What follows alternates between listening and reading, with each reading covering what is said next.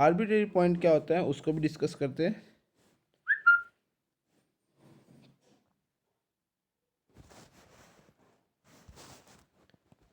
जो मतलब third case है वो केस है भाई आर्बिट्रेरी पॉइंट का। आर्बिट्रेरी पॉइंट का मतलब होता है कि एक्सियल और इक्वेटोरियल इन दोनों को छोड़ के बाकी इनके बीच में, फॉर एग्जांपल ये डाइपोल है, डाइपोल की ये लाइन रिप्रेजेंट करती है एक्सियल को, ये लाइन रिप्रेजेंट करती है इक्वेटोरियल को।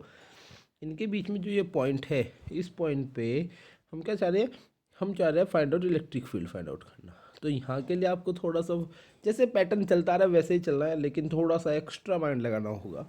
कंसीडर किया एक dipole minus Q and plus Q, उस डाइपोल से एंगल थीटा बनाते हुए, एक आर्बिट्रेरी पॉइंट है, एंगल थीटा बनाते हुए एक डिस्टेंस आर ड्रॉ करिए और उस पर मेंशन किया P point. R is the distance of P point and the theta is the inclination. अगर हम यहाँ पे बात करें तो पोटेंशियल निकालना है due to minus Q and plus Q, it means completely dipole की वजह से।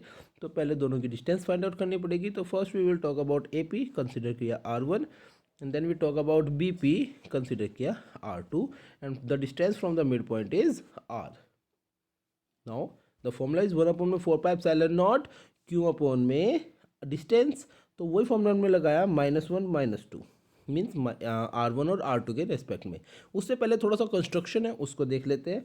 इस कंस्ट्रक्शन में अगर आप ध्यान से देखें, हमने बी पॉइंट से एक परपेंडिकुलर फॉल किया on the line A P, और इस केस में हम क्या कह रहे हैं कि जो मैंने परपेंडिकुलर किया वो परपेंडिकुलर कैसे किया, कि इस तरह से किया कि मैंने ए पी में से बी पी के इक्वल लाइन को क्या किया, कट किया। इट मीन्स इस केस में यहाँ R1 और R2 आपस में कैसे हो गए, इक्वल। लेकिन ये जो फैक्टर है, सॉरी R1 R2 नहीं, अगर मैं इस पॉइंट को M नाम दे देता हूँ तो MP और BP आपस में क्या हो गए, इक्वल। तो ये वाला केस किसके इक्वल बच गया, अब ये बच गया कि मुझे AP में से MP को माइनस करना पड़ेगा, तो इसलिए मैंने R1 में से किसको माइनस कर दिया, R2, क्योंकि MP is equal to what, R2। तो मेरे पास ये फैक्टर बच गया R1 माइनस R2, और ये जो नीचे का फैक्टर ये क्या हमारा थीटा एंगल है। इसी के रेस्पेक्ट में चले, इंक्लाइनेशन की बात हो रही है तो ये एंगल थीटा, तो ये भी क्या होगा, एंगल थीटा, उसकी बात करेंगे लेकिन बाद में। अभी मिड पॉइंट का एंगल हमारे पास है। हमने पोटेंशियल निकाला, पोटेंशियल कैसे निकाल रहे हैं, पोटेंशियल निकाल रहे हैं दोनों को कंबाइन करके, V is equal to what, V is equal to V1 plus V2। तो फॉर्मूला बना 1/4πε0 माइनस क्यू अपॉन में R1 AP डिस्टेंस, एंड उसके बाद प्लस 1/4πε0 क्यू अपॉन में R2 BB डिस्टेंस।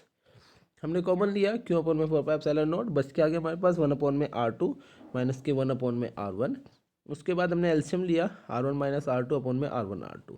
अब इससे आगे सोल्व कैसे करें, ये तो न्यूमेरिकल हो, R1 R2 की वैल्यू गिवन हो, और अगर न्यूमेरिकल नहीं है थ्योरेटिकल है तो सोल्व कैसे करेंगे, क्योंकि मुझे आर्बिट्रेरी में थीटा को कंसिडर करना है, theta is the main point. तो कैसे लाए थीटा, तो अब ध्यान देना भाई,